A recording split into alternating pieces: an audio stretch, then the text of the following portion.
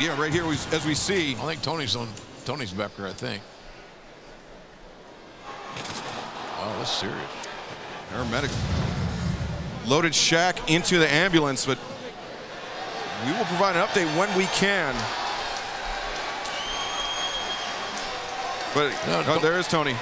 All right, guys, I hate to do this. Probably EMTs are in here with Shaq, but we got to get something from someone on his condition about he's not in here. What the hell? What the hell, AJ? I saw him loaded into the Where ambulance. is Shaq? JR? Where is Shaq? That is the question everyone should be asking themselves after such an epic night of AEW television. We are back for another exciting edition of the All Elite Podcast. As always, I'm joined by my boy, Big Match AJ. AJ, how you doing? It was a hell of a night for Dynamite last night. It's a hell of a week for AEW fans. But before we jump into all the AEW news, how are you, my friend? I'm doing good. I helped someone install an exhibition, an art gallery thing.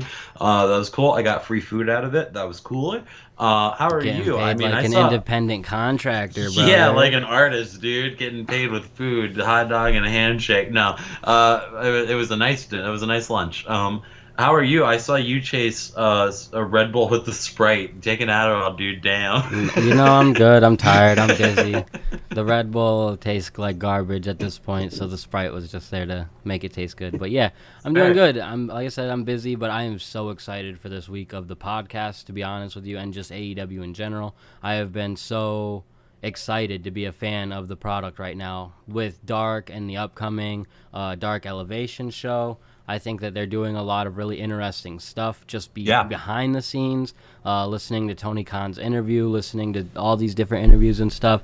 It's been very interesting as a fan. Like, I feel like early stages of AEW again, and right when things were getting really hot this time last year before everything kind of went crazy. So, yeah, as a fan of the product, I am just pumped, you know? Yeah, no, it's been great. I mean, and on top of that, and I know we'll get to it, but we have to talk about it, right? There's going to be a Big Show signing. Paul White, Mr. Scoops, is the big scoop, the big scooper. The big scooper got a big scoop. There's going to be a crazy signing on top of everything that you just said. And it's like, what the fuck is going on? AEW is so fucking awesome right now. Yeah, exactly. And that's the first bit of news that we need to talk about is the fact that, you know, AEW has a big major signing that they've been announcing they've been kind of hyping up this week with Big Show announcing that on Dynamite this week. Tony Khan did an interview with their podcast AEW Unrestricted and confirmed that it is a major signing. It's a multi-year deal. It's someone that is worth getting excited over. It's not the surprise entrant in the ladder match, so there's that aspect in it as well. Yeah. A couple of wrestlers have come out and denied that it's them, Batista and CM Punk being two major ones worth noting. The latter one nobody believes, but except for probably us, but you know what I mean. I've not believed him enough times to where I'm like, I do believe you, but I won't be surprised if this is the time he's lying, because Punk came out on Twitter, he did a Q&A, and he was like, no, I'm not the guy. So, of course, people are thinking that he's lying. I believe him. I believe him too, because he said specifically it's not who you think. So that tells me it's not CM Punk, because who else would everybody immediately think? Yeah, exactly. The first thought is Punk. Punk himself was like, yeah, it's not me. Someone was like, is it 100% not you? Because I have a bet on it. And he's like, yes, it's 100% not me. Someone else was like, are you annoyed that AEW does this? And he was like, no, I totally understand. People get excited, but there are other people than me. So, yeah, I don't know what this could be. Do you have any picks, any speculation? Like, gun to my head? Yeah. Brock? That's the only one I could go with, too, is Brock. And yeah, he makes sense. He's not technically in any Hall of Fame at this point. With Punk coming out and saying it's not him, I do believe him. Before he said that, I was like, it's Punk. It's really going to be Punk. Holy shit. I think it's Brock. I think Brock will make his AEW debut. I wonder how else they could top that. If it's not Brock and it's obviously not Punk, I don't have a good name to throw out there. I've heard stuff like Christian, seen random names like him, Carlito thrown out there. I feel like there's no way this is Ethan Page. I've seen some people say this could be Thea Trinidad. I think she would be a great pickup. Not necessarily sure we should be saying she's a Hall of Fame pickup. Definitely not. So not that she's bad, just no, that yeah. she's not there yet. It really just leaves you wondering. I haven't dug too deep because I want to be surprised. I don't want to, like, I haven't looked back to see who all was released last year and all this stuff, or who we might have just overlooked, because I couldn't tell you. And if it might be maybe someone who was under a New Japan contract that it had come up quietly. The only person I could think of in that aspect would be maybe someone like Will Ospreay, but he's involved in the New Japan Cup. Like, there's no names that makes sense for this. So that's why I hope I'm going to be pleasantly surprised, but who knows? I think we will, because I feel like they wouldn't hype it that much if it wasn't somebody really good. I agree with that 100%. I just, I don't know. It's just tough because you don't, like, we have no idea who else to speculate besides guys like Brock and Punk, and that has been so crazy up until this point. So Yeah. I don't think they're going to let us down, though. So that's just a whole other added hype thing to this week and to the pay-per-view. So I hope Punk is lying. That's what I'll close it off with. That'd be cool. They've announced that they're doing a special edition of Dark on this Saturday. I like that. And that kind of fits into everything I ask for, where I'm always like, oh, change Dark to a different day so it's before the pay-per-view. They could just do a special one before the pay-per-view, and that works out way better. So Yeah. Not much for me to say about this. I barely watch Dark. You're the Dark watcher here. Wow, dude, you should. I can tell you, if you don't watch Dark, I don't necessarily give it my whole undivided attention, but for the 2 hours it's on, one, Taz and Excalibur in the background like that is almost just like listening to a podcast. So yeah, it's very entertaining. It's very entertaining. I would put it on when it's on, but I usually end up watching matches from Dark, like not the full-blown thing, because during Dark, Impact is on, and I wanted to watch Impact, and soon NXT will be on, which I will. Yeah, at that point, I will likely be catching Dark after NXT or something like that, because within our group chat, we have enough people that talk about NXT. It'll be fun to tune into that with them and then bury it, so... Yeah. Another interesting point, they've got 1,300 in attendance scheduled for this pay-per-view, so keeping it relatively slim. Tony Khan said this is between 25 and 30% capacity, so a good crowd is what we're going to have, and that's exciting as a fan. If you've been with AEW from pre-pandemic times, you know that one of the best parts of AEW was the fans and the reactions that we got, and if they have a big signing, you're going to want a reaction to that. So. Yep. And 1,300 is a good amount. Even the wrestlers will feel cool in that environment, like better than they have normally. Because I feel like on the pay-per-views, AEW wrestlers get to feel like some semblance of fans, and that's pretty good. Because New Japan doesn't really have this problem anymore because they have 50% capacity, I think. So it seems like an arena full of people. And their reactions from fans was also just kind of different too. It didn't play into it as much. So kind of just bodies being there is more than enough in a New Japan environment, I feel like. This is great, though. 1,300 in attendance. Like you said, this is for some of the talent even who are used to working independent crowds. This might be like a big crowd to some of them. So this is a great thing. You like to see it. I wonder, I was thinking about this today as we heard about some states opening back up. If Florida does that, follow suit, will AEW continue to run as they have? Will they run at a larger capacity? I think they will run like they're running now until this is more of a clear, until more states, a lot of states, the majority of states have opened up. Until it doesn't seem like such a crazy thing. Yeah, I agree 100%. And I think it'll still be another year out probably before we see actual touring of talent and stuff like that. So. Yep. But yeah, I'm excited to have fans in attendance. Did you see that Anthony Bowens is injured? That's why Max Caster is running sort of by himself in this ladder match. Yeah, I did. And I don't know too much about the injury though. I just looked up an article and saw the headline. So. Yeah, and that's rough for him to have this injury situation. I know, but that makes way more sense why they're not in the tag team battle royal. Why they're in this situation that they're in, so it makes sense. Hopefully he heals up soon.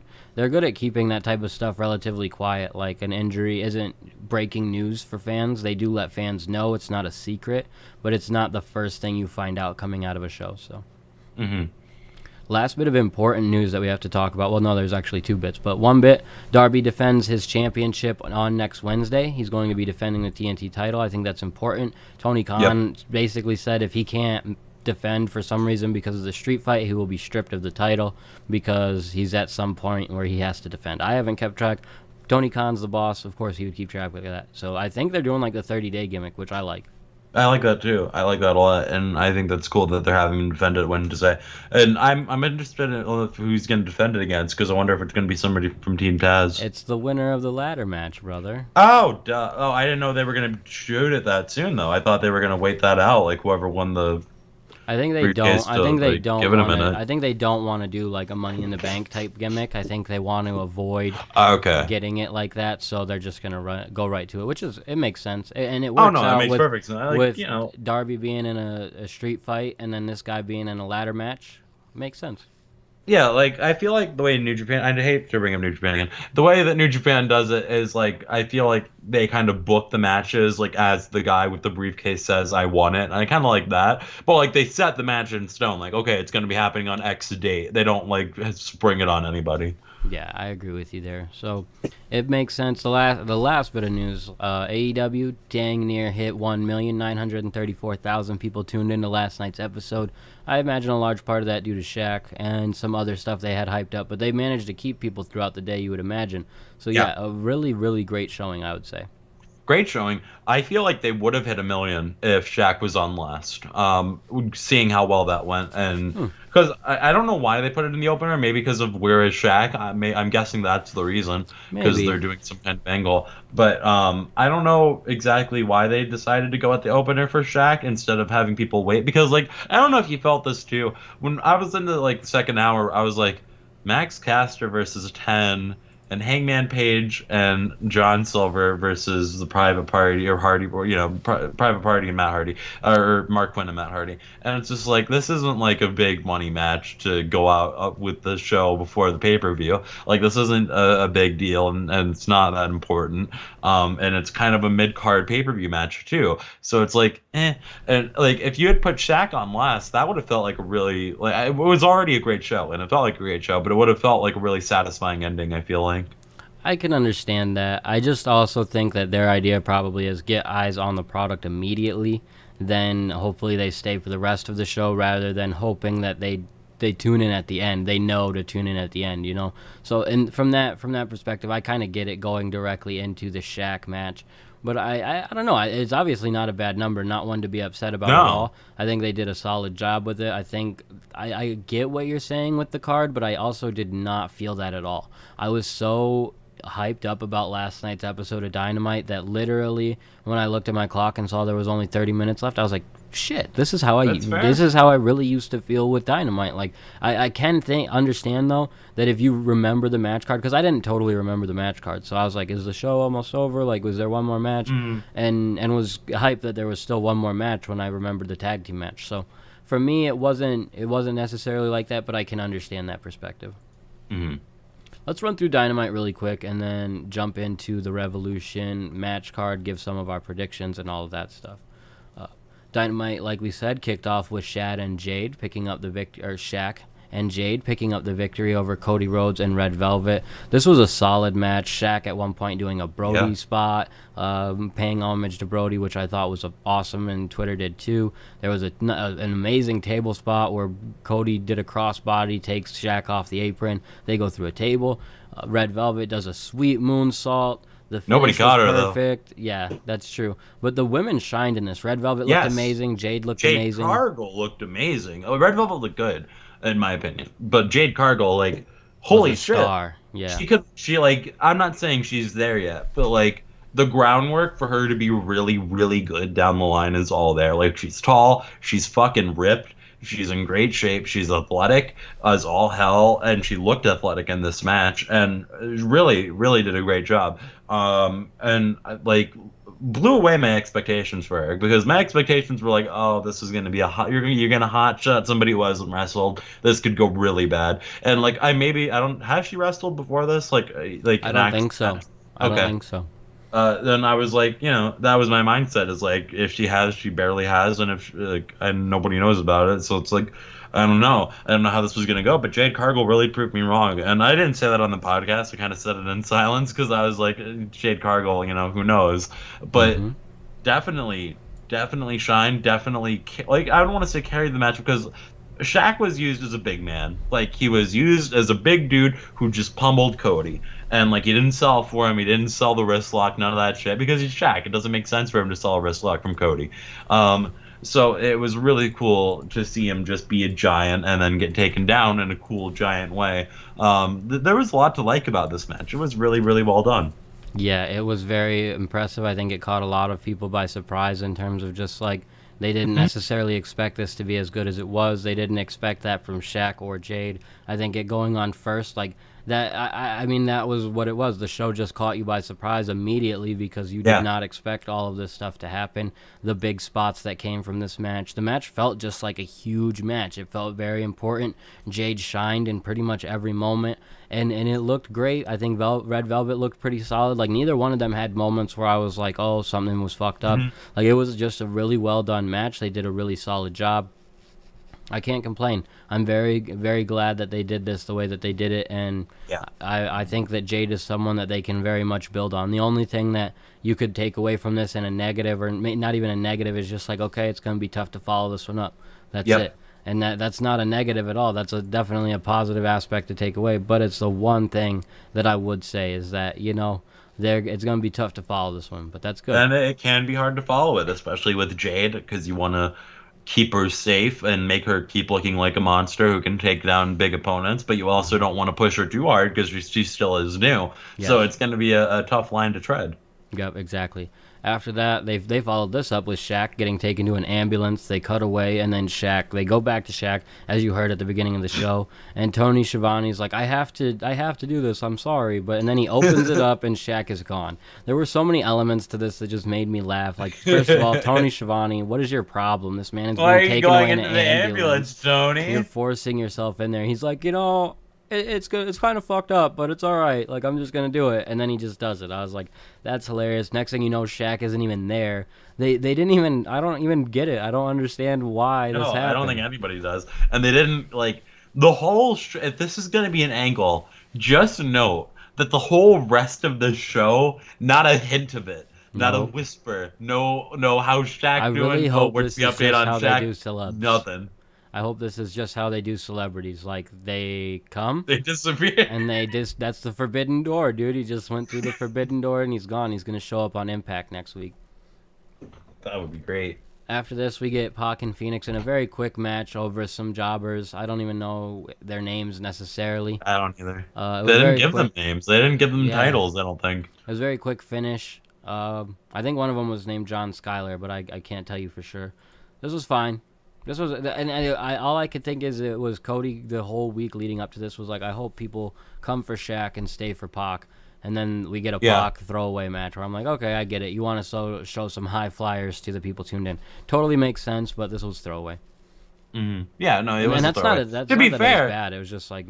No, I liked it actually, because I was going to say Pac and Phoenix looked really cool in this match. They just beat the shit out of some guys, and then after the match started screaming at each other from the turnbuckles, being like, fuck yeah! Yeah. Well, and it establishes them as now kind of wanting to be a team.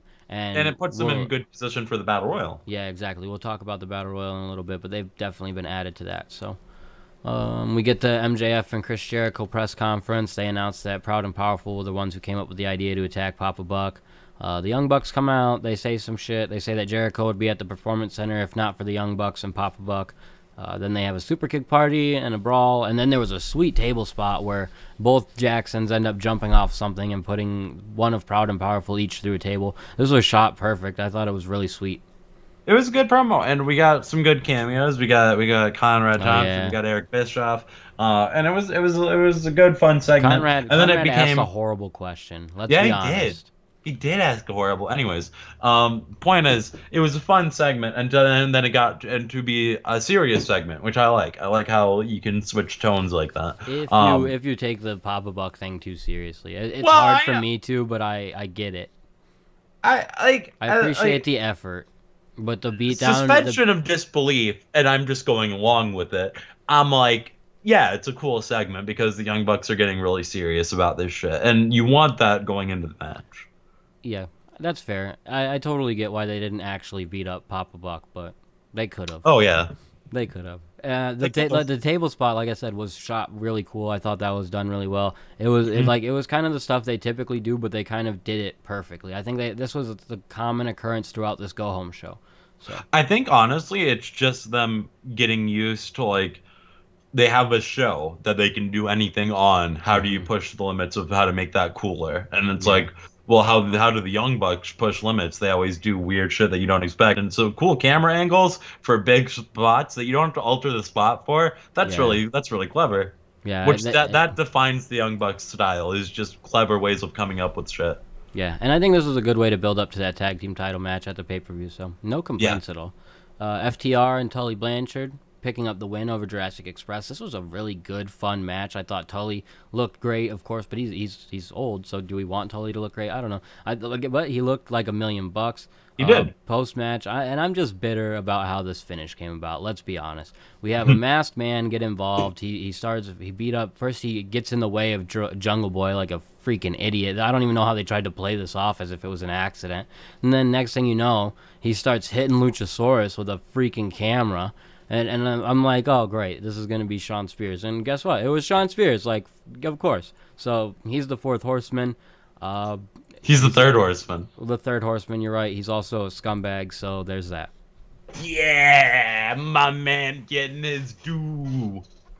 They're finally doing something with Shawn Spears. You, who have been on this podcast saying Shawn Spears deserves something because he has won so much, what do you have to say for yourself? I appreciate the fact that FTR has recruited such a strong individual. He has a great record. Yeah. So from that aspect, I will give them that they have built him up to be a good member of this group, despite the fact I think he's an awful member of this group. Like, I have my complaints, but they can shut them down by the fact that he's won so many times. He's pretty consistent in what he does, and he's a great heel. So from a lot of aspects, I think it's great. Something that I think is fucking incredibly interesting. Well, Arn comes out and holds up the 4 with Tully and JJ. Is Cody going to join these brothers? I don't know. That would be fucking awesome, though, because it's not like the Elite has a lot going for them right now. If he turns his back on the Nightmare family, you know? Yeah, the Nightmare family, like, it's sizable, but it's also filled with, like, who gives a fuck? Not to be rude. That is rude as hell to all of my guys. I know. Those are all my guys, bro. Oh, QT Marshall and Dustin Rhodes are your guy. Tell people about the Dustin Rhodes figure then, sir. I'm a big fan of QT Marshall, bro. I'm a big, huge fan of QT Marshall. You should watch him on Sammy Guevara's vlog, because that's going to be good shit. So, yeah, he's a good guy. I actually think QT might be the guy who joins the Four Horsemen over here, though. That would be actually really interesting, because, like, okay, here's the thing I was going to say about Shawn Spears joining the Four Horsemen. Honest to God, because it's not just because I like Shawn Spears. I think this actually is a good fit, because Shawn Spears is not, like, a crazy high-flying wrestler. He's all, like, fists. He's all technical aspects. He's all groundwork and working a fucking limb, and he's a traditional professional wrestler. And that fits very well with FTR's style. Yeah, I agree. I agree. He's a great fit. He's a scumbag. So that's it. That's the only argument I have. And that's the idea. That's his gimmick. So good for him, but I am not supposed to root for you, so don't be mad that I don't root for you, Shawn Spears. That's perfectly fine. Because you're a scumbag. That's all I got for you. As this is kind of wrapping up, Tony Schiavone also introduces the Big Show, who comes out and announces an announcement, which we talked about at the top of the show. AJ and I both kind of predicted it's probably going to be Brock Lesnar. Well, not even probably. That's the only guy we can think of that it could be. Will be Brock Lesnar. But otherwise, we have no idea. So, yeah, I don't have anything else for that segment. Rio, which is it's tough. Like, there's 2 Rios in AEW, kind of tough. But Rio picking up the win.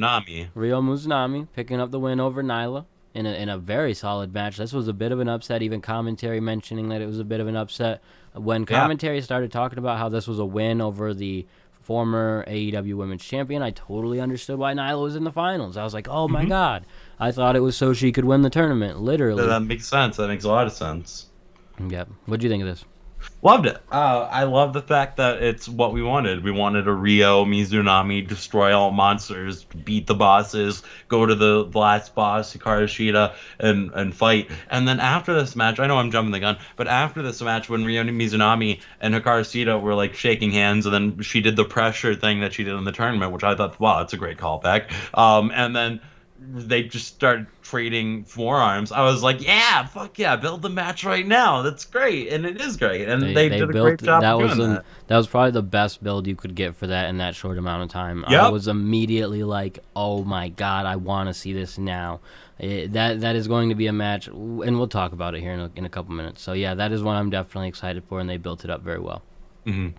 We then get Sting. He comes out. He does a little bit of talking. He's interrupted by Ricky Starks, who then tells him that he's still not an icon. He slaps him in the face.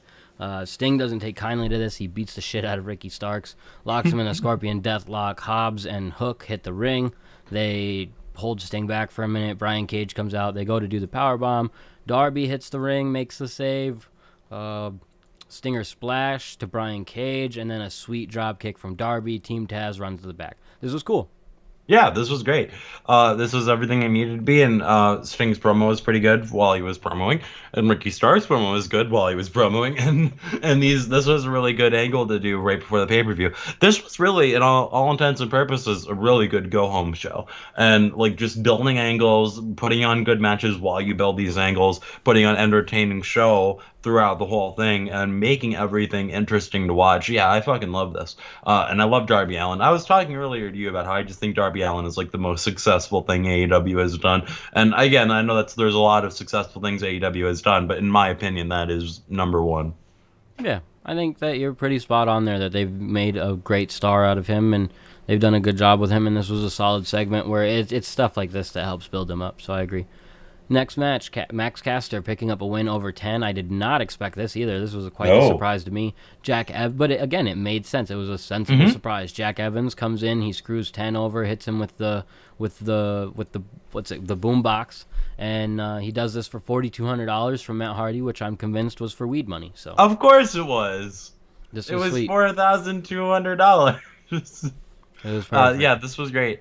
Caster getting the win, huge upset to me, because I was like sure 10 was going into the ladder match, because I figured, oh, put a Dark Order guy in there, that makes sense. But no, now it makes more sense now knowing Bowens is injured, which I didn't know last night. Yeah. So after knowing that, it's like, okay, Caster winning here makes a lot of sense, because you want to do... And the way that they made it make sense with Matt paying off Jack Evans because he said he was going to screw over the rest of the Dark Order. Like, the fact that this made nothing but sense, you know what I mean? I was so thankful for that, because at first I'm like, what the fuck is Jack Evans doing? And then he gets handed the money from Matt, and I'm like, oh my god, it all makes sense right now. And I thought that was really great. So when it's stuff like that just it makes sense, you can't argue against it. It's kind of the same as the Shawn Spears thing. Like, as much as I hate it, it makes sense. He's a winner, he fits the style, it makes sense. This Max Caster thing makes a lot of sense. So, and he's a good bad guy. He's obviously, I don't anticipate him winning the ladder match. I think it'll be cool when he gets fucked up. So he had a lot of people hot. He had a lot of people hot over his Lady Gaga comment. Yeah, he did. He had including me a little bit. Yeah, you were hot. I was like, happens. Jesus. Get work, Mark. It's heavy. It is. I got shot. Speaking of heavy, Miro, he's hyping up his match for the pay-per-view. This was not much for me. I totally get it, because he was stuck wherever and doing whatever, but I wish he could have been around to promote the match a little more. That's all. Yeah, this was what it was. I don't have any real strong opinion on it. It was perfectly fine. I do think that he's probably going to like wreck the entire Best Friends. Like, Orange Cassidy's going to get destroyed. Chuck's going to get destroyed. Yeah, probably. Or maybe Chuck's going to get destroyed and Orange Cassidy puts up a fight and then loses. I don't know. Yeah, I agree kind of, but I think that Miro is someone that they just have a lot of plans for in the future. They do. They definitely do. You're right. Yep. And then we get the main event with Hangman Page teaming with Johnny Hungy, picking up a victory over Matt Hardy and Mark Quinn. I didn't really have a whole lot to take away from the match, honestly. The post-match was very interesting. Matt Hardy drops both of them with the microphone. He says he's going to prevent either one from making it to the pay-per-view. Before he can destroy them, of course, the Dark Order makes the save. More people make the save. Huge brawl. Pac and Phoenix come out. There was a moment where -1 is on the ramp, and Matt Hardy leaves, and they just point each other down. I thought that was hilarious. And that ended the show. This wasn't a bad main event at all. It was good. Like, John Silver looked amazing. There was a couple of spots where I was like, this dude is literally one of my favorite wrestlers because he's like Daniel Bryan on speed. Yeah. Sometimes. So yeah, he really is, and that's a good way to put it. And also, I am convinced Tony Khan, when he doesn't know how to make an ending, is just like put fuckers and make them fight. Go get a bunch of fuckers. Yeah, I think that's just his typical choice for the end of the because we've seen it a million times before pay-per-views now that it's almost to be expected. So when it doesn't happen, I guess it will be really cool. Like, hey, it's cool. It's finally like a singles feud that's closing it out. I get it. It must just be something he saw in the past and really thought was great and effective. I'm not saying it's even bad. I've seen it so much that I do agree. It's just like I don't care anymore. Yeah. Again, it's definitely nothing I'm complaining about. I like and I thought this was a well done version of this. I thought it didn't make a whole lot of sense for all these guys to come out, but by the end it did. And then the Matt Hardy thing really popped me. So. Yeah, that was great. So honestly, Dynamite was like a 10 out of 10 for me in terms of like if I were to actually have to give it a rating, because I am so hyped for the pay-per-view based on this. I think this is the best go-home show, the best pre-pay-per-view show, whatever you want to call it. This was it for me. I totally agree that it was the best go-home show, and I liked it a lot. I would go 9 out of 10 because, again, the ending, the second hour, like mostly the last 30 minutes, I was like, eh. That's fair. I will say that's fair, but it's definitely fair to say that the ending was lacking a little bit and that it could have been better. But I think they delivered a fantastic show, like a great episode of Dynamite. I have nothing to complain about. So yeah, let's go ahead and talk about the pay-per-view. Let's give some predictions of the pay-per-view. God, this is gonna be hard. I've not thought about this on purpose because I wanted to just be what I think right now. Wow, fake fan, dude. Let's talk about the buy-in. Do you know about the buy-in? There's a buy-in. I do know about the buy-in. We got Thunder Rosa teaming with Rio, not that Rio, the other Rio, to take on Britt Baker and Reba. Bro, it's not Reba, it's Rebel. Tony Khan, he made that so specific in his podcast today, so I have to correct you. Oh, it's not even you. I got this from 41 Mania. I should let them know. I forgot. You don't do the notes anymore, brother. Yeah. So what do you think? Who do you got? Thunder Rosa and Rio. I mean, I assume. I'm going to go against you just to go against you. I think that Britt Baker's probably going to end up having some different partner. Rebel will fall out of this matchup, and Britt Baker will pick up the win with, like, Nyla Rose or something, who will be pissed off that she's not in a match. I'm not going to be upset about that. Actually, I would be a little upset, like unless it's a really good partner, that Thunder Rosa and Rio would lose. Yeah, I think that's fair. But I think that Britt could use a victory. It's tough because Britt and Rio could both use victories here, you know? Well, like, these are, like, high-caliber opponents. So, like, Britt Baker and Reba, or Rebel, as it is now, that's not enough to be a team like Thunder Rosa and Rio, who, in my opinion, are, like, that's, like, a power team for AEW's women's division. Yeah, I think that you're right. I just don't know how much longer we're going to get Rosa. You know what I mean? Because I know NWA is starting back up. I imagine they probably do, like, tapings, like, a couple of months at a time or something like that. So maybe you wouldn't be at risk of losing Thunder Rosa at all. But, yeah, we'll have to just see how that plays out. But I think you're probably right. It's probably going to be Rosa and Rio, but I'm still going against you just because. We got Miro and Kip Sabian teaming up to take on Orange Cassidy and Chuck Taylor. What are your thoughts? Is that the buy-in? No, it's not the buy-in. There's only one buy-in match, brother. I was, like, confused because I thought there was only one. I'm sorry. There it is. I do think you're right that Miro and Kip Sabian will win. I don't think it's going to be a squash, but I do think they will win. I think it'll be like a quasi-squash. I think that Orange Cassidy will get some offense in. I just don't know. I don't think that the OC build was necessarily to make him an established main eventer going forward for a long time, but I think what they did with him is made him like a established upper mid-carder who can float in between and sometimes get people over. Like a win, Miro beating Orange Cassidy means something, which is weird as all hell if you really think about it. Like if you as an AEW fan, totally makes sense. If you've never watched the product and you're kind of just looking at these two guys, you're kind of like, how does it mean anything that he's beating this guy in a jacket? Well, it does. It means a lot, and it would be a significant victory. So I think that's going to be. Definitely. And I do think you're right about on all fields there that Miro needs a significant victory, and Orange Cassidy is one. So, yeah, makes sense for Miro to get a victory here. Let's talk about the winner gets the losers 2021 first earnings, a money match, brother. We've got Matt Hardy taking on Hangman Page. Hangman's our guy, right? Hangman's our guy, yeah. I'm going Hangman, for sure. Yeah, Matt Hardy might win, I don't know, but I'm going Hangman. Yeah, I'm not. I'm just with you there. That it's not a situation where I'm picking against Matt Hardy, or not against Matt Hardy. I'm not picking against Hangman. He's my guy, and I will pretty much every pay-per-view that the Hangman's on, it will be always Hangman for me. So that's a simple enough pick for me. You know, I don't understand the money thing still. I like that they've established money as meaning something in AEW.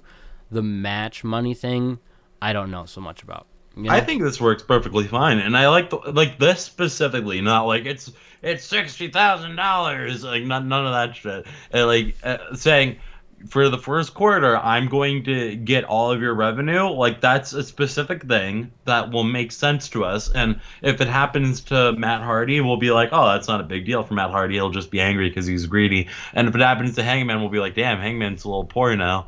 Well, and that's kind of the thing that they've made a point out of too. Is like.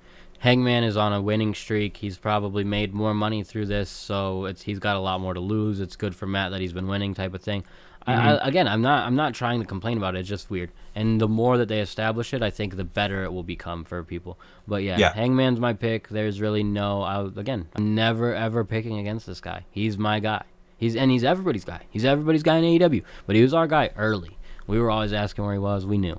So. Next match to discuss, the Casino Tag Team Battle Royal, AJ. This one is one I'm very interested in because they just have so many different superstars involved in it. Let me go ahead and run through the tag teams they've announced. Private Party, The Butcher and the Blade, Santana and Ortiz, John Silver and Alex Reynolds, Evil Uno and Stu Grayson, Top Flight, Bear Country, Death Triangle, the Varsity Blondes, the Gun Club, and 5 and 10 of the Dark Order. There's also some speculation about a couple of other superstars that could potentially be in this match. I think they said, what was it? Chaos Project, SCU, and then Mike Seidel and Matt Seidel all came out for that end of the show brawl. I think that puts us at like 13 or 14 teams. Tony Khan said there would be 15 teams involved, so this will be a 30-man battle royal. I think that's pretty cool too. So, yeah, definitely cool. I'm wondering how long this is going to go because this is basically a Royal Rumble, and Royal Rumbles typically are quite a little bit to go. Unless they start with like 8 guys or something, which they can in theory do that, in my opinion. Yeah, they could, which would make sense. But and also I think it's like you said in the notes, 90 seconds a team will enter the match. So it's like, damn. At least like a 22-minute match, because you got to remember it's a team, it's 2 people, so it'll at least be half the time of a Royal Rumble. But yeah, you're definitely right. It'll be a bit longer, and I'm stoked about that, to be honest. I didn't want this to be like a 10-15-minute battle royal like you kind of typically get with a battle royal. This one they'll have time to tell a story. Teams will get this is very intriguing to me. The number of teams just on this match, and the fact that there's a couple of open spots, and they have filled it with a majority of the tag teams on the roster are in this match, is what I'm trying to get to. There's not a whole lot of other teams you can come up with, so there will probably be a surprise in this as well. Do we need to pick for this one? Because I feel like I have no fucking. We would just be picking out. Yeah, of course you got to pick. All right. And then I'm just gonna say John Silver and Alex Reynolds. Normally I would say Proud and Powerful, but like Santana and Ortiz just got the title shot, so it's a little hard to pick them. So I'm gonna go John Silver and Alex Reynolds. I'm gonna go with Pac and Rey Fenix just because they kind of been trying to establish them. What? I should say Evil Uno and Stu Grayson. Why would it be John Silver and Alex Reynolds? Because there are guys, but you're probably they are right. guys. I would prefer that. It's not. I'll Evil Uno and Stu Grayson to be realistic.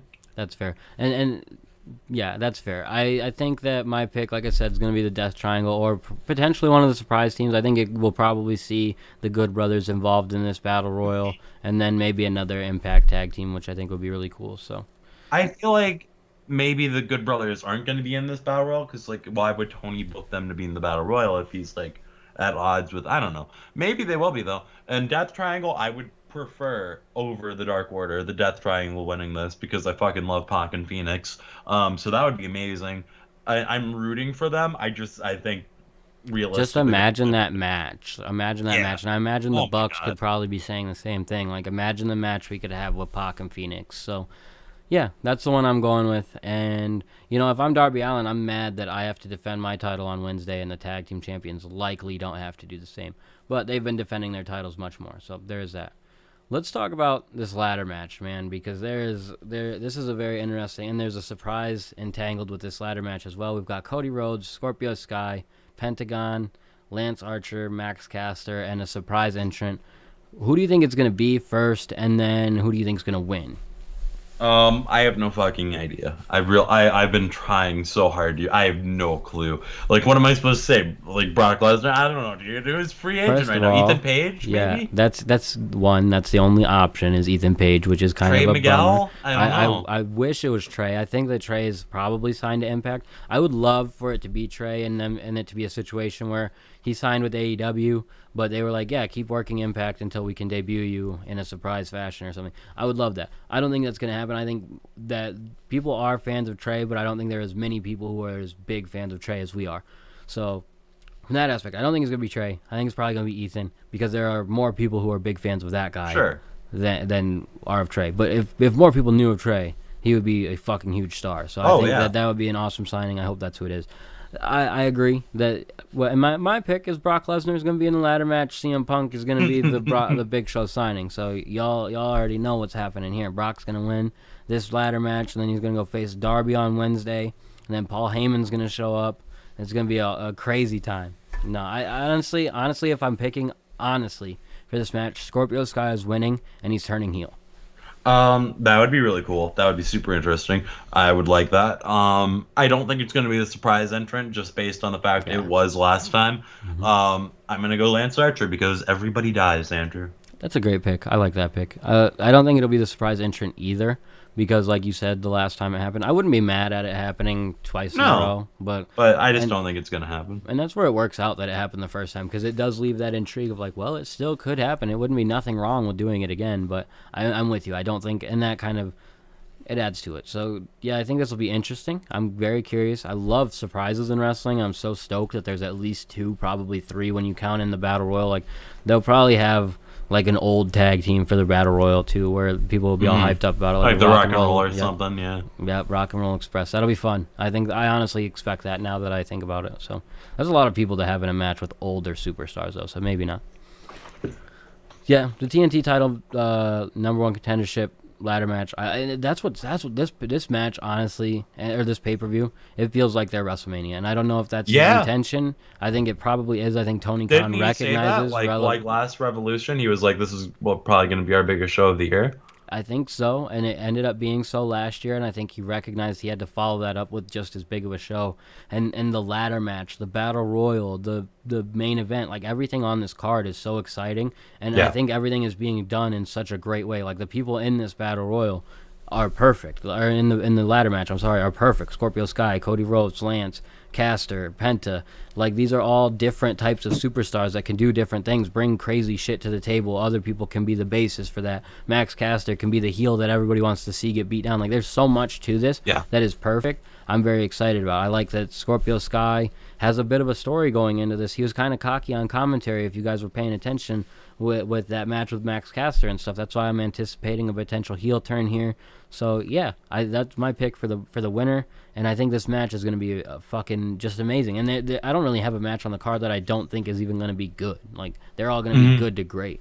Even that Hangman and Matt match. Which, go ahead. No, they're all going to be good. I was just going to say the only one I'm not really excited for is like the Miro one because that one just the angle just hasn't done it for me. But whatever.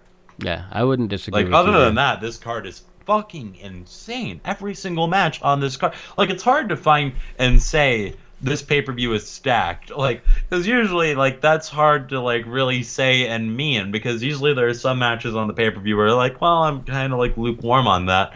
But, like, with this, no, everything's fucking red hot, and it's great. And it's like a WrestleMania 17-ass card, dude.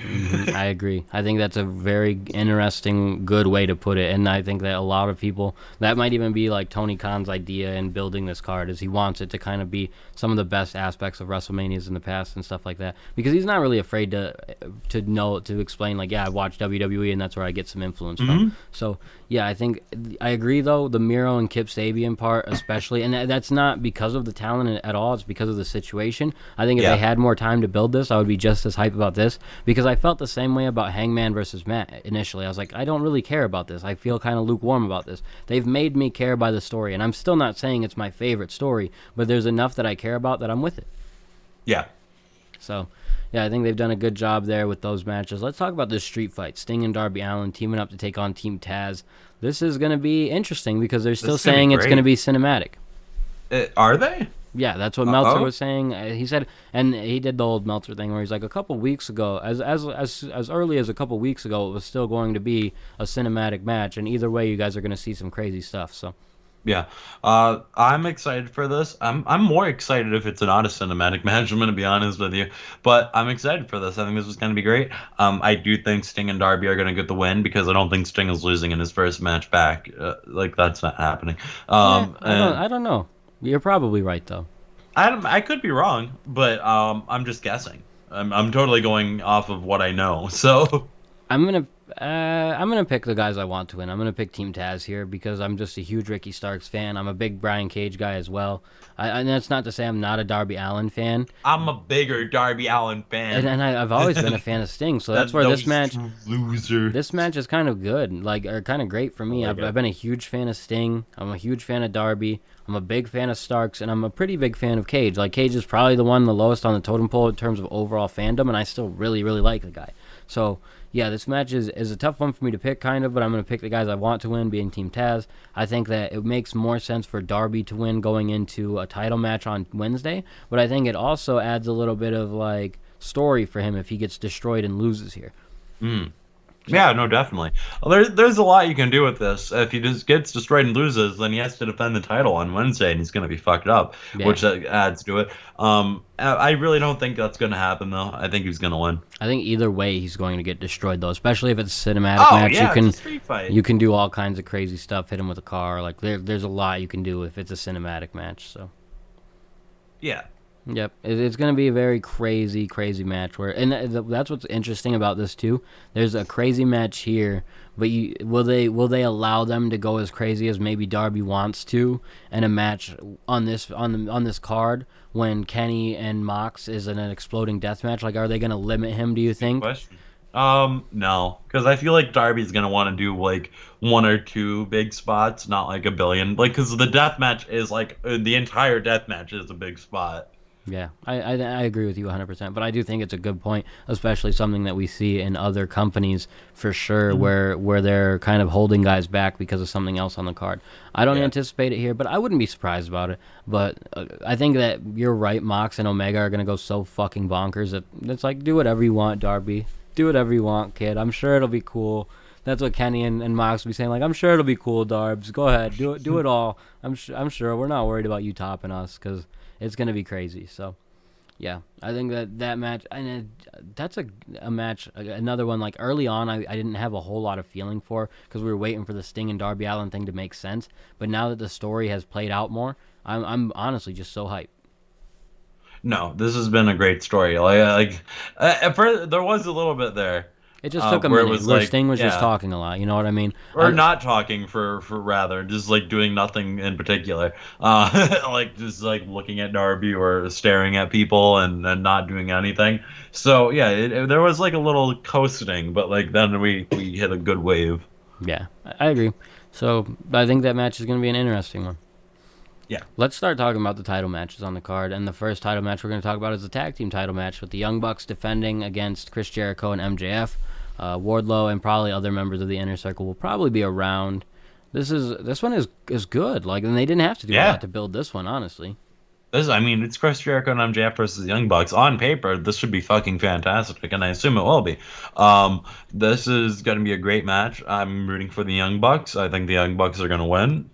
Those are my predictions. But despite that, I don't really care because this should be a great match, and I think the Young Bucks are going to win for angle reasons as well, not just because I'm rooting for them.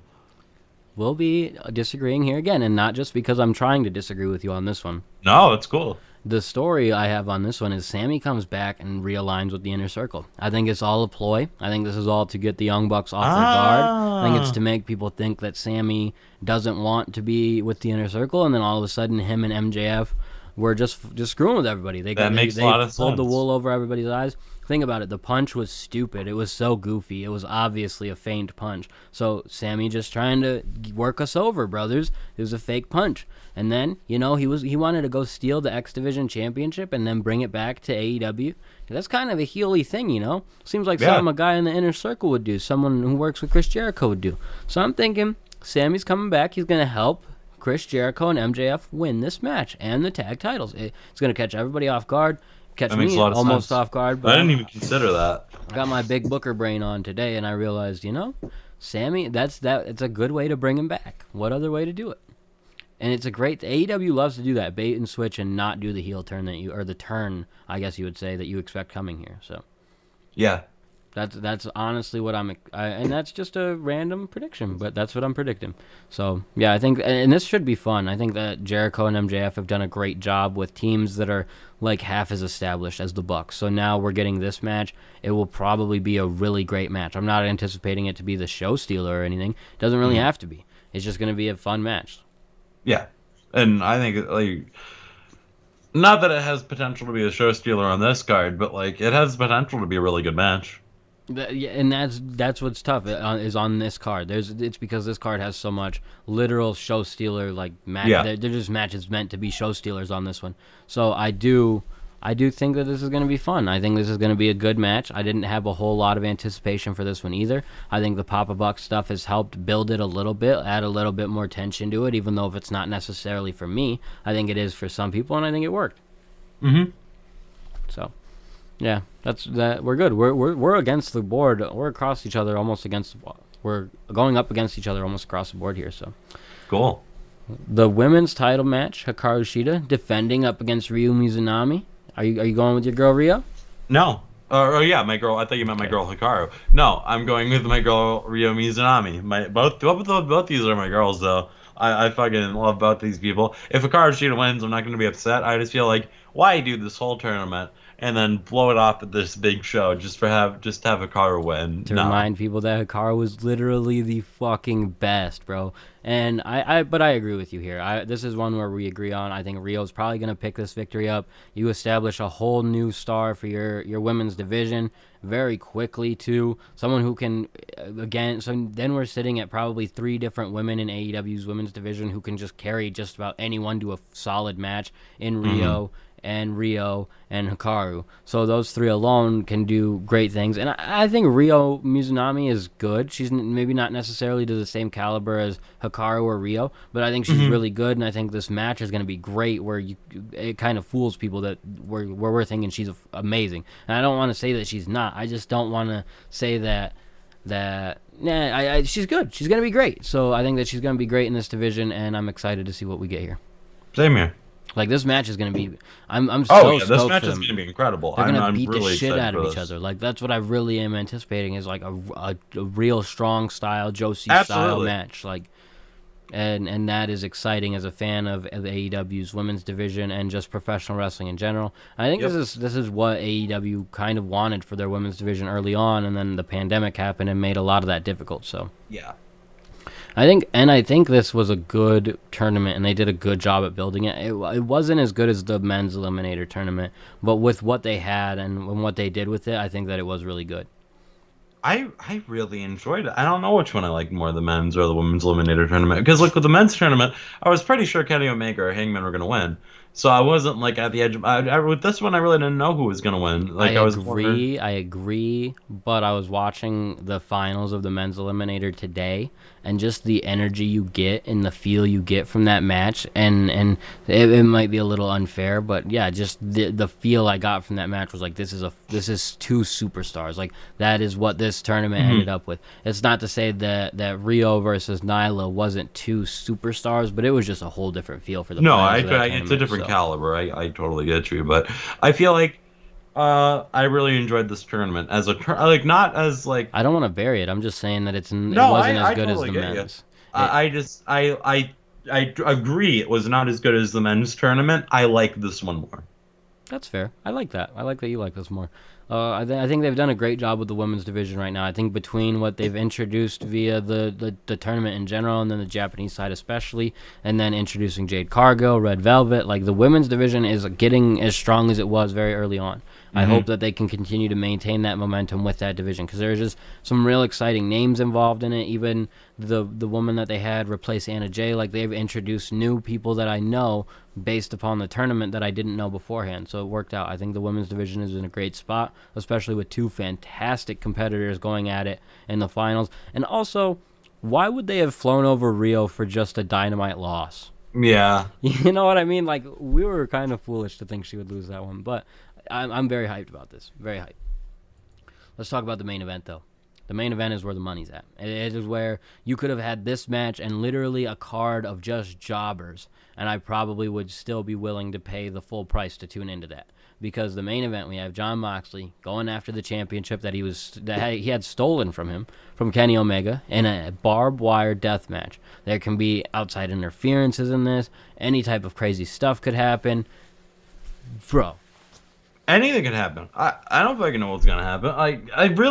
I've seen a lot of death matches. I've seen like no exploding barbed wire death matches. I've seen like one, and it was like an electrified barbed wire death match where if you hit the ropes, the ring blew up, but not the ring was gonna blow up no matter what. So I don't know. I don't know what the fuck to expect. They said something about landmines. Dude, I don't know what the fuck this is. I don't know what's happening. I'm so excited. This is fucking amazing. It's a barbed wire death match. Exploding barbed wire death match. Sorry, not to bury the exploding part. Yeah, dude. Like, I can't. When they And said Kenny it, Omega wins. Yes. Sorry. as a fan of just wrestling right now, I'm still like blown away. Like, this is the main event we're gonna get. I feel like that night is going to be so crazy, and by the time we get to that point, it's gonna be like, holy shit. So I'm just stoked, honestly. As a fan, I'm very excited, and this match is what really does it for me, what really takes it home for me. And you don't need this match for this to be a great card. Like, this could just be a regular singles match, and I'd still be pretty excited about it. But you add in this stipulation of just, like, first, that has such lore attached to it that it's bigger than anything WWE could even do. So in that aspect of it, it's like amazing. Like, there's just, and it's built-in Japanese lore to it, where there's enough, and guys like Terry Funk and Mick Foley and Onita. and Onita, and like, so you have the American aspect, which you could check out and relate to, and then the Japanese aspect, which is just fucking bonkers. There's so much to it that is just amazing, and the story aspect of this feud that has been brewing since the literal beginning, essentially, of AEW. An amazing story.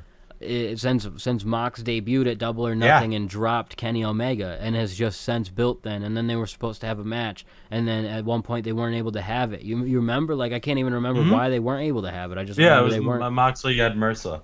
Yeah, he couldn't do Bloodsport either. That's the only reason I remember. And that's crazy, because that came before the pandemic even, so it wasn't even like we were used to people being pulled out of events. Now we're used to it. That's why I couldn't remember what it was for. I was like, I don't think it was the COVID time, but yeah, there's just so much story to this, so much amazing story that you're going to pay off by this truly fucking incredible match. And then I don't anticipate these guys to do much for weeks after this. Like, whoever wins, it's not going to matter. One's going to be on the shelf for a couple weeks, and then the other one, I don't think Mox is going to win. I think Omega's going to win. I think Mox is going to Japan. So, which kind of is upsetting that we're not going to see these guys for a while, because I would have liked to see them on Dynamite, but whatever. I think this is going to be insane. I do think Kenny Omega wins. I think it's interesting that they pick a exploding barbed wire death match, though, because like everything says that's a Moxley win.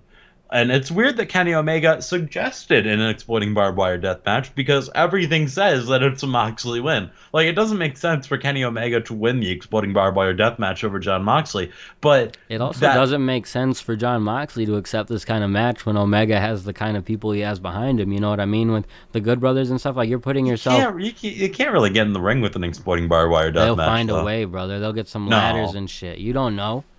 I guess I don't. But you really anticipate this just... I don't know. Yeah, I do. I don't think there's going to be a run-in. No.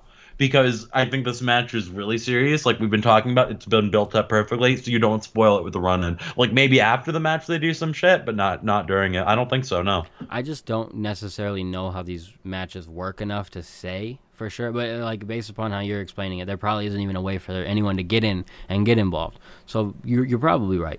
You're probably right. I don't know what to expect. All I know is it's going to be insane. It's going to be crazy. I hope they both survive legitimately because they're both fucking nutcases who want to do and be the best at what they do, that I could see them going too crazy. This is going to be crazy.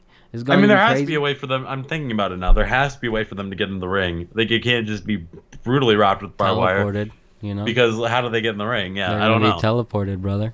Exactly, though. That's what's amazing about this match is no one really knows what to expect. No one really knows what to anticipate. Even if you've seen one, it's one, and it's in some fucking old-ass quality, too. So, and AEW likes to put their own twist on stuff anyway. So who knows what we're going to expect. All I know is to expect craziness and entertainment because this match, like I as a fan of professional wrestling, and this card from top to bottom has me excited, but a match that I've never really seen before from two wrestlers that are amazing, I don't know what else I could ask for. And I'm kind of on the edge of do I like death matches or not? I'm not one of those guys who really loves death matches, who goes out of my way to see death matches. When I see them, I'm like, I love it, but I hate it at the same time. So with this, it's going to be fun, but I'm right there with some of you guys who are like, is this too much? I'm like, I don't think it's too much, but it's going to be insane. Oh my God. After the show, it's going to be nothing but those people being like, that was too much. Because they said other Moxley Omega match was too much. So, like, just to preface, if you have children or, like, if you are a person who are squeamish, like, don't watch that one because you're not going to like it. And that I would be the little Jimmy tuned into this, too, at, like, 12. I'm hyped for those kids. I'm hyped for those kids. Was my first pay-per-view, and I was watching as people were getting torn apart with barbed wire and shit, and I was like, what the fuck? Is the blood real or fake? I didn't know any fucking idea. I was just praying to God that it was fake blood. I really was. Because I was a little Jimmy, and I was fucking scared. This is going to be the same shit, except way worse. Yeah. It is going to be very intense. I think it's going to be incredibly entertaining. I think it's going to be an amazing story, too, because these guys are smart wrestlers. So it's going to be a story mixed in with it at least a little bit. It's not just going to be death. And it's going to be crazy. And as a fan, I'm just excited for that. Even though, again, death matches aren't necessarily my style. This is going to be, and I don't think that these guys are guys who are going to do a match type like this and then not do it the service it deserves. Mm-hmm. I've heard them mention like Matt Tremont and other like modern type deathmatch superstars too. So they're not going to give this a half-ass job. They're going to do what you're kind of used to seeing on the independents and stuff, probably turned up times 5, 10 even. To be fair, Jon Moxley death matches are a special kind of death match. Like there's so much art and like a story, and like it's a story, but it's a fucked up story, and it's always really good. Like he had so many matches with Younger, and those were all fucking fantastic. And like I just remember one where like he went through a glass pane, another one where he almost like died getting a cinder block crushed on his head, and like just crazy shit. But like it always makes sense, it always feels right, and always feels good. And Kenny Omega, being the brilliant matchmaker that he is, the brilliant professional wrestler that he is, of course this is going to be a good match. I have no doubt in my mind. Like the only thing I have to compare it to is the woman's Japanese ladies electrifying barbed wire death match that I saw on YouTube. And so I feel like this is they're gonna get blown away, those Japanese ladies who I don't remember the names of. Yeah, this is going to be insane. The whole show is going to be insane. I don't know. I really just more like Dynamite was perfect because it got me super excited for what's going on. I think the Big Show thing was what did that for me. The Paul White announcement and about an announcement was like, holy shit, there's just so much on this card. Then Tony Khan explaining, this isn't just the guy who's in the ladder match. There's actually 2 surprises for this card. Like, there's a lot to this show that is going to be just super entertaining. Mm-hmm. Definitely. So I think that they've done a good job at getting people excited for this pay-per-view. It feels like forever since a pay-per-view, even though it necessarily hasn't been forever. But they did have to delay this one a little bit and stuff. So yeah, this is just, I don't know. I can't say it enough. I can't say it enough about how excited I am for the product that they've put together over the last couple of weeks, especially. And we've been saying it for weeks, so it's probably been months at this point. Like, AEW is on its best run that we've probably seen since pre-pandemic at least, and then even then probably before that, like from the beginning. This might be the best run AEW's had. This is probably the best. Yeah, I think so. So, and the thing about it too is there's a little bit of room for improvement. It's not to say that there's anything bad, but there's a couple matches on there on the card that we said, they just weren't able to book them as much as they wanted to because Miro was out and stuff. There's still a little bit of room where they can make it better next year. But trying to top a barbed wire death match, an exploding barbed wire death match, will be tough. So, yeah. Overall, a great week for AEW fans. We will be back on Sunday post pay-per-view, fresh off the show, to discuss the show, as always. So, and we'll be talking about Brock Lesnar, CM Punk, and all the other insane debuts that AEW gets. The Rock and Roll Express. I'm calling them all right now, right here. What if it's John Cena, bro? I don't even big match John. I do not understand that prediction at all. Like, people really think that John's WWE contract could ever even come up. Like, come on. He doesn't have a contract. He's not signed by WWE right now. Okay, sure.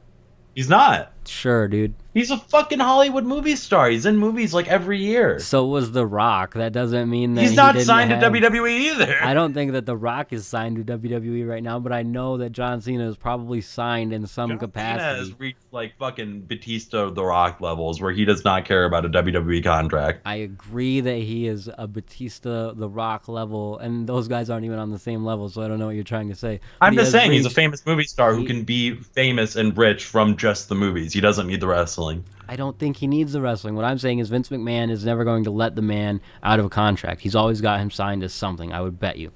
I don't think so. I think he has rights, like 5 years. Like rights to sell merchandise and shit, but other than that, I don't think so. He is a future Hall of Famer. He probably, I wonder if he owns the rights to his old theme song. I'm not saying it's going to happen, by the way. I don't think it is. Basic thugonomics. Forcing you to feel me. I'm untouchable, but I'm forcing you to feel me. So that they can legally own it again.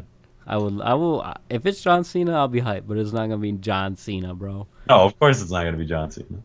There's probably a better chance of being John Cena than CM Punk, though. I really think it's probably Lesnar because they're hyping it up so much. I don't know. I don't know either. Or it's literally Pat McAfee, who was a punter, and he could be in the Hall of Fame in the NFL for punting. So could he? I don't know. Is he a really good punter? Pretty solid. I mean, I don't. It's kind of a stretch because he retired early, so in that aspect, he probably wouldn't be a future Hall of Famer. But you could make the case. You can make the case. So, and that, I mean, I don't know. I don't think it's gonna be Pat McAfee either. But all I know is that that would be an interesting signing to me because I can't think of many other guys you can get that were just kind of on WWE TV in the last couple of months. That would be such a big fuck you to WWE. That's what I'm saying. Like, how else can you do that? How else can you do that big fuck you?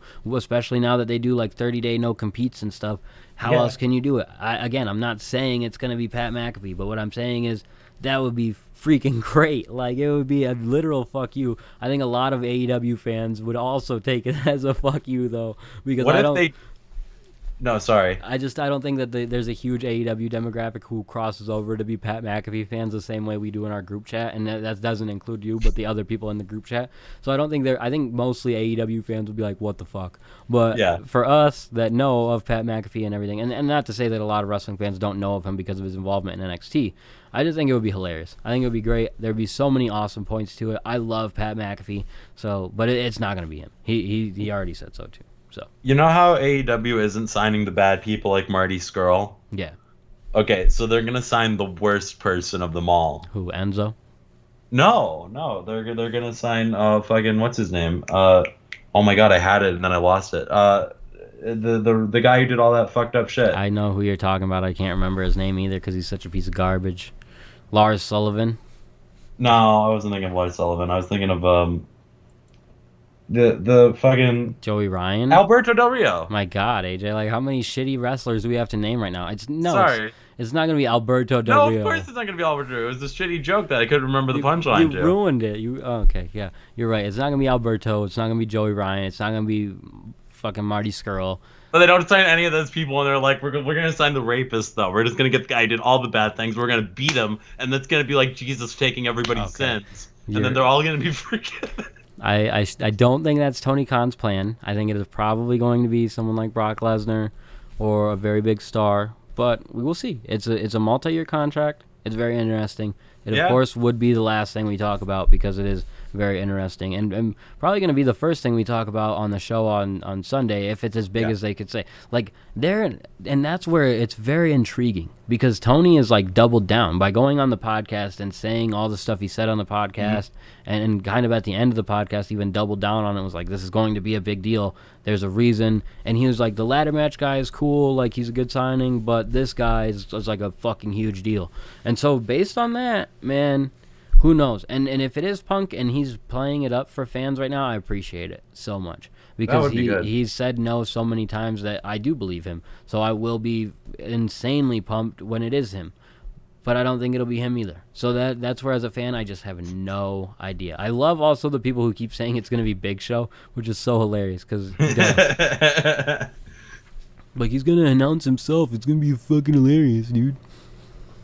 It's gonna be a great pay-per-view. It's gonna be fucking awesome. As a fan, I'm excited. It's gonna push me through my weekend where I've got a lot of work to do because. And I could talk about this shit like all night because like I am so excited for this. I could, but it would be just kind of talking about the same shit in circles. Yeah, that's a fact. It's like I'll be like, so do you think it's gonna be Lesnar? Do you think it's gonna be Punk? It was 20 minutes go by. We start talking about the tag team battle royal. So do you think it's gonna be Lesnar? You think the Motor City Machine Guns are gonna show up? Like, there's a lot of cool stuff that could happen. 30 minutes go by and we're talking about Lola Bunny for a little bit. All right, AJ. That's what we got for the podcast today. Thank you guys for tuning in with All Elite Podcast. AJ, let them know where to find you. Like I said, we'll be back Sunday right after the pay-per-view is over. We'll be excited to talk with everybody, start discussing your thoughts. We're going to have some type of Twitter giveaway going on this weekend for a sweet little Dustin Rhodes action figure, courtesy of the guys over at AEW. Well, it's not courtesy of them. It's courtesy of us. But I got a nice Dustin Rhodes action figure I'm looking to give away on Twitter. Look, it's right here. He's a good brother, good brother, literally, Dustin. So we're gonna be giving that away. Maybe I should keep it and just do the podcast like this. Yeah, keep it and do the podcast with definitely. Dustin You won't keep it with Dustin Rhodes because it's for a giveaway. AJ, why do you want me to keep a giveaway figure? So you guys will be able to win this figure. Kenny Omega. We'll be able to. I'll probably still give it away. We got this Kenny Omega. This is a Dustin Rhodes figure. We're gonna be giving it away. So maybe we'll do it by if you guys chat with us on YouTube or something right after the pay-per-view with the stream. We would love to get more people engaged with us when we're live and going live. So it might be a retweet thing. It might just be a jump on YouTube and chat with us. And there's not a lot of people who jump on YouTube and chat with us, so it could be a very easy way to get a Dustin Rhodes action figure. You could be the only one in there, and we'll just talk to you. We will, and then you'll become a part of the podcast at that point. We'll bring you on the show. Yeah. But... yeah, so I think that's how we'll do it. We'll probably just get you in the YouTube chat a little bit, and get you an opportunity to win the Dustin Rhodes figure. We'll talk about the pay-per-view and all that cool stuff. That wraps it up, AJ. We're done. You can follow me on Twitter at Instagram and Twitter at FigMatchAJ. Sorry, at Instagram.